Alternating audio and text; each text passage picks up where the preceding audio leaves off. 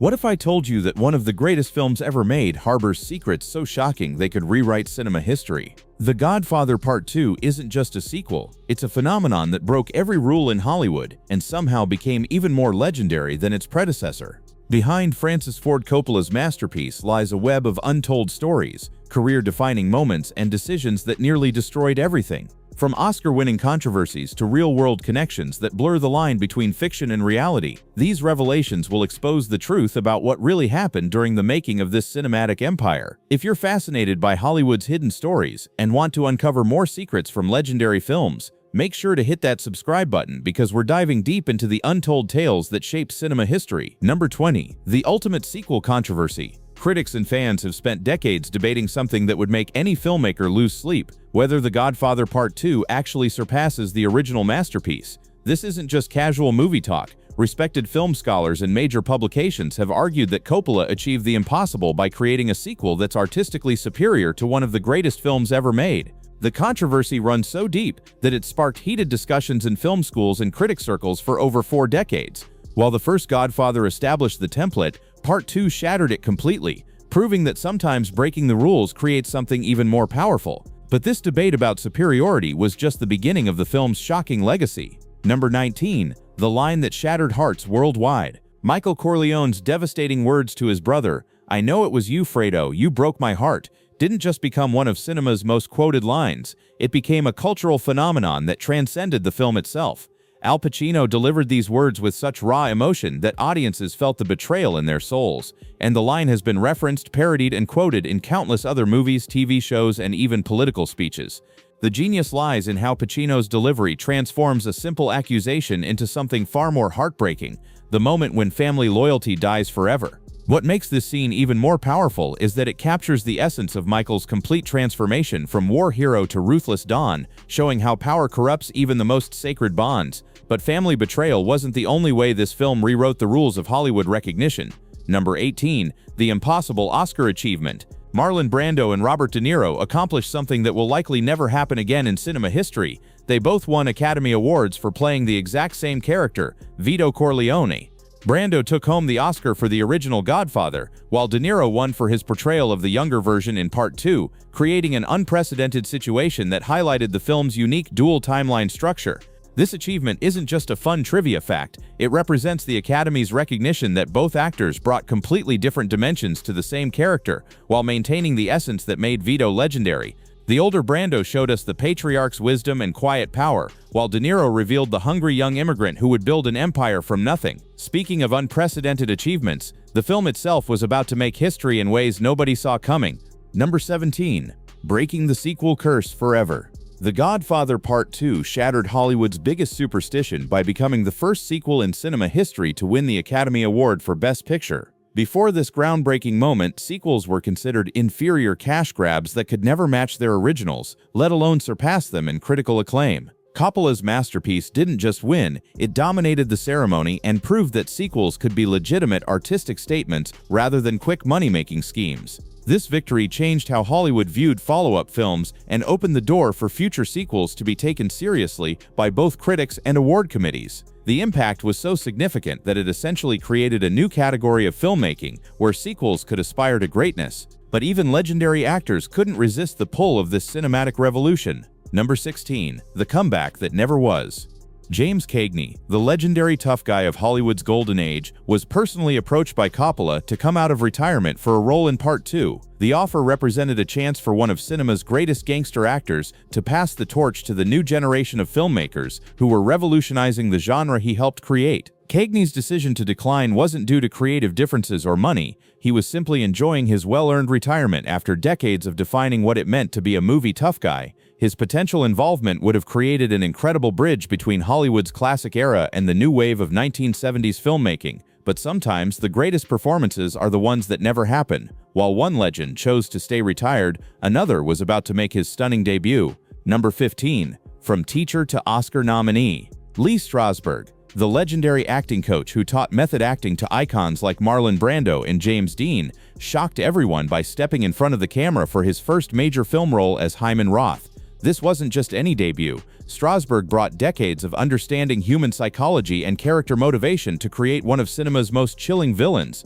His performance was so compelling that it earned him an Oscar nomination, proving that the man who taught others to act possessed incredible talent himself. What made his casting even more brilliant was how Strasberg's real-life authority and gravitas translated perfectly to the role of a powerful crime boss, creating an authenticity that trained actors might have struggled to achieve. But De Niro's journey to the film involved a twist that could have changed everything. Number 14. The audition that almost changed history. Before Robert De Niro became the young Vito Corleone, he had actually auditioned for a completely different role in the original Godfather, Sonny Corleone, the hot-headed eldest son that eventually went to James Caan. This near miss represents one of cinema's great what-if moments, as De Niro's intense, method-acting approach would have created a completely different version of Sonny's explosive character. The rejection for that role ultimately led to something far more significant when Coppola remembered De Niro's talent and cast him as young Vito in Part 2. This casting decision proved that sometimes not getting the role you want can lead to the role you were meant to play, transforming De Niro from a rejected actor into an Oscar winner.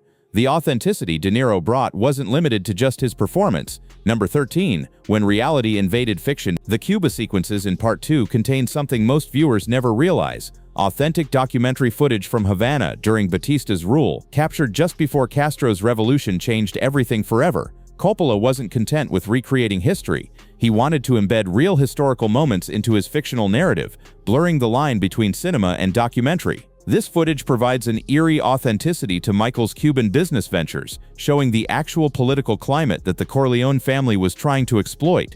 The use of real historical footage wasn't just for visual authenticity. It connected the fictional Corleone empire to actual events that shaped American organized crime's international operations during that era.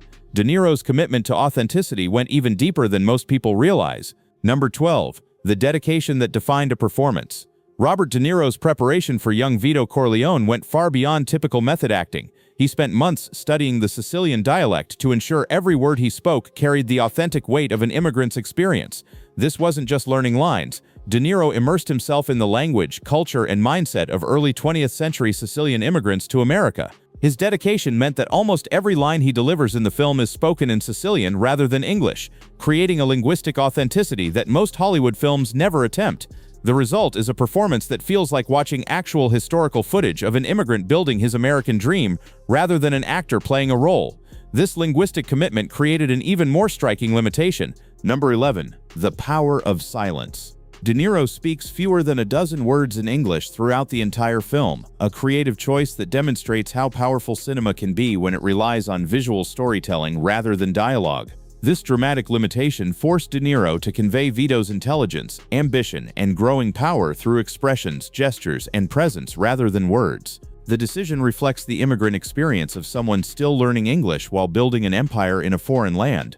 Every English word De Niro does speak carries enormous weight precisely because of their scarcity, making his rare English dialogue feel like pivotal moments in Vito's American transformation. The film's connection to reality extended beyond language and into actual historical events. Number 10. Ripped from real headlines. The Senate hearings that put Michael Corleone in the spotlight weren't just dramatic fiction. They were directly inspired by real-life mafia hearings from the 1950s, including Joseph Valachi's groundbreaking testimony that exposed organized crime's structure to the public. Coppola studied actual transcripts and footage from these hearings to recreate the political theater and legal maneuvering that defined the era. The scenes capture the tension between government officials trying to break omerta, the code of silence, and crime bosses using their constitutional rights to avoid self-incrimination.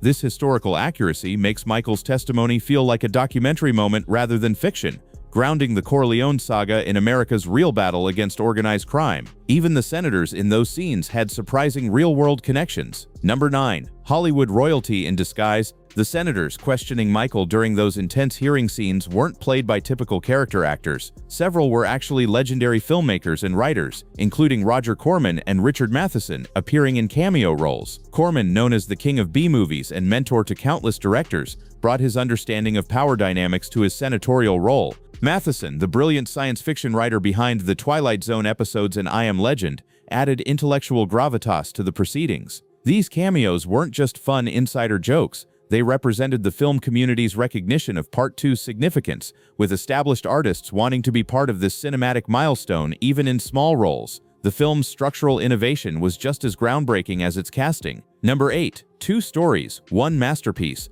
Coppola revolutionized storytelling by structuring Part II as parallel sagas running simultaneously. Michael's moral descent in the 1950s contrasted against Vito's rise in the early 1900s. This wasn't just creative ambition, it was a risky narrative experiment that could have confused audiences and destroyed the film's coherence. Instead, the parallel structure created a powerful commentary on power, family, and the American dream by showing how the same bloodline could produce both a beloved patriarch and a feared tyrant. The genius lies in how the two timelines inform each other. As we watch young Vito build his empire through respect and loyalty, we simultaneously see Michael destroy that same empire through fear and betrayal. This ambitious storytelling was matched by technical innovation that marked the end of an era. Number 7. The end of a golden age. The Godfather Part II holds a melancholy distinction as the final major U.S. release to use the classic Technicolor dye transfer printing process, ending a golden era of film color that had defined Hollywood's visual identity for decades.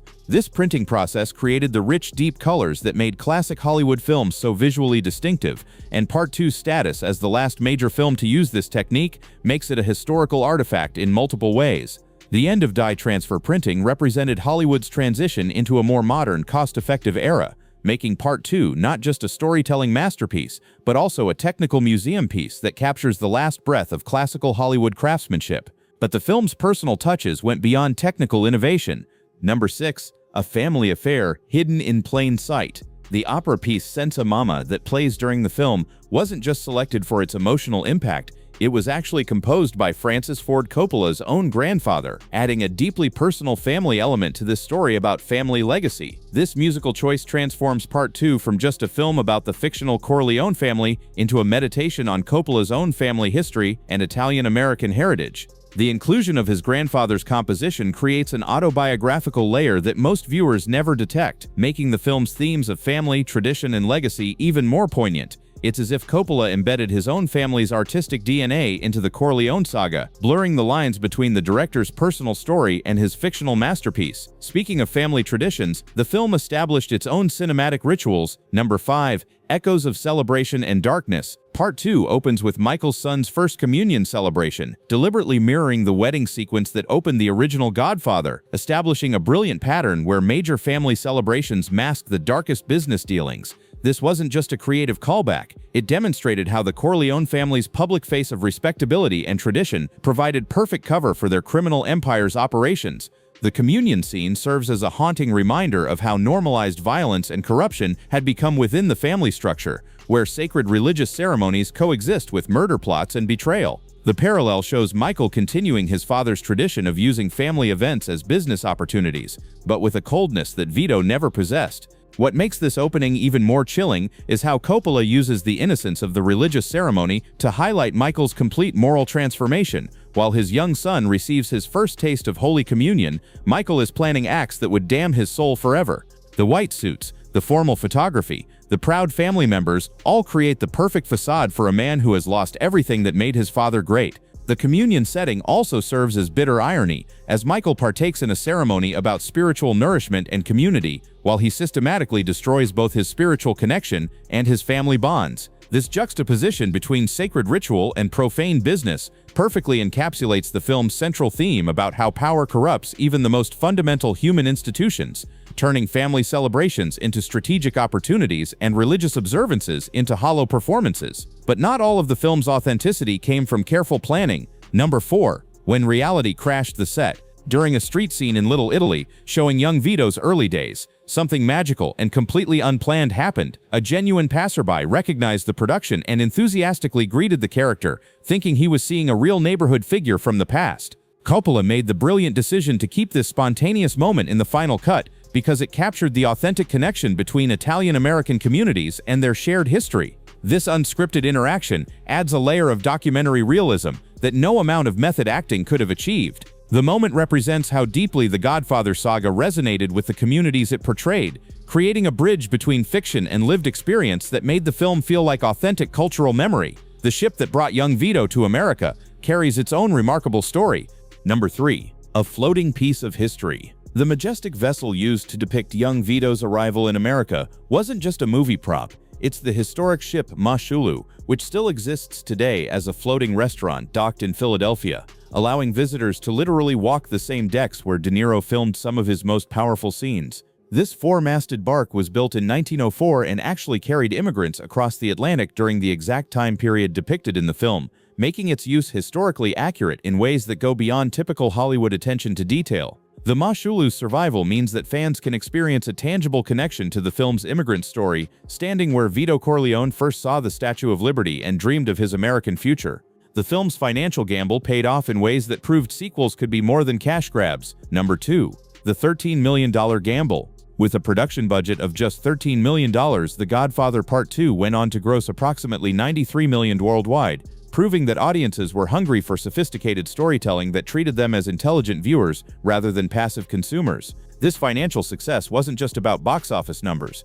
It demonstrated that complex 3-hour epics could be both artistic triumphs and commercial successes. The film's profitability helped establish the model for prestige sequels that could command respect from critics while delivering substantial returns to studios. This balance between artistic integrity and commercial viability became a blueprint for ambitious filmmakers who wanted to create meaningful cinema without sacrificing financial success. And finally, the most haunting element of the entire saga. Number 1. The loneliness of power. The film's closing shot of Michael sitting alone, with only his bodyguard Al Neri by his side, creates a devastating parallel to the ending of Part 1, while showing how completely Michael's quest for power has isolated him from everything that once mattered. Unlike his father, who died surrounded by family in his garden, Michael has systematically destroyed every meaningful relationship in his life in the name of protecting the family business. This final image represents the ultimate cost of Michael's choices. He has gained absolute power over a criminal empire while losing his soul, his family, and his humanity. The visual of Michael's isolation serves as a warning about the price of unchecked ambition and the hollow victory of achieving power at the expense of love, trust, and genuine human connection. These 20 secrets reveal why The Godfather Part II isn't just a sequel, it's a masterpiece that redefined what American cinema could achieve. From De Niro's linguistic dedication to Coppola's personal family touches, from historic Oscar achievements to real documentary footage, every element worked together to create something that transcended entertainment and became art. The film's legacy lives on, not just in its influence on other movies, but in how it proved that audiences were ready for complex, challenging stories that demanded their full attention and rewarded their intelligence. What other classic films do you think hide secrets this shocking?